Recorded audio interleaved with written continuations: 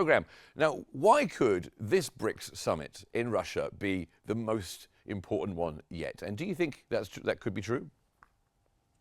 First of all, thanks for having me. I think that remains to be seen. I think it's always good for countries to meet and discuss current and future plans. But making it this is the most important or the most important summit, I guess, remains to be seen.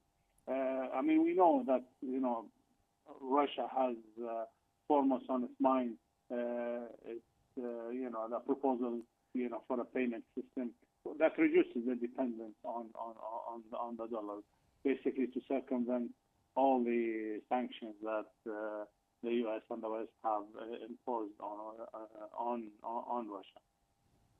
Okay, and could you explain to us this multi-currency system idea, and how feasible is it that they might implement such a thing for BRICS countries? I think it's a great idea to have because I guess not only Russia but many other countries see themselves or might see themselves in the shoes of Russia. And is there another financial system where they can safely depend on, to basically keep away from any possible sanctions against them from the U.S. But in practical terms, I think it's still something to ponder for the future. I don't think really this is something that can be done immediately. Yes, countries can agree to do bilateral trade in each other's currency. That is possible, but to have a viable system or a payment system where everybody else can rely on and depend on, it's a little bit far-fetched in my opinion. Don't forget that still to this day 80% of global trade is done in U.S. dollars, and in order to do trade in U.S. dollars, you need the SWIFT, basically the payment system that everybody trusts and everybody knows about. Okay, so it's far-fetched, perhaps, and if it is going to happen, it's probably a long way into the future. Now, BRICS countries contribute significantly to global exports and imports. What steps could BRICS take to increase its influence over global trade in the coming years? I guess yes. Global trade.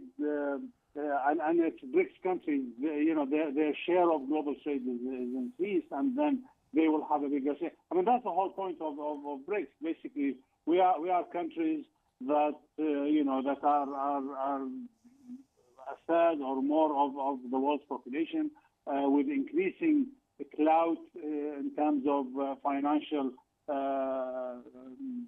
capabilities and trade percentages. And we want we want to be heard. Hence, the BRICS was formed. But in order for it to succeed, they need to have a financial system that they can transact with, that the rest of the world also can accept. And most of the BRICS countries, they depend on the U.S. dollar as the means in which they price most of their products, their exports, and expect payments in. So unless they come out with a proper system where other countries can expect to be building their own, for example, the yuan or the Egyptian pounds or whatever, then it's still, in my opinion, in its infancy, but for a good reason. It's good to have, because this could be, I guess, the beginning of the end for dependence on the U.S. dollar. Okay, well, let me just, I wanted to ask you about Egypt particularly, actually. Egypt has recently joined BRICS. What economic benefits could Egypt expect from this, particularly in terms of trade and investment and industrial growth? Okay, Egypt's participation for sure it is of benefit to it. I mean, BRICS membership could facilitate, I guess, increased trade with other member states, particularly in areas such as agriculture, energy, and manufacturing. Egypt's export to the BRICS nations in 22 was valued at 7 billion. This is a rough figure, but I mean, this could increase. So the expansion of economic ties with the BRICS countries could indeed attract further trade, and most importantly, more foreign investment into Egypt's economy, which is badly needed. I mean, the only way forward, in my opinion, for Egypt to come out from its current situation is for more direct foreign investment to come in. So BRICS country and BRICS membership could actually facilitate that. Egypt has the human capital, access to various ports and seas, Okay. which can be used by, for example, China.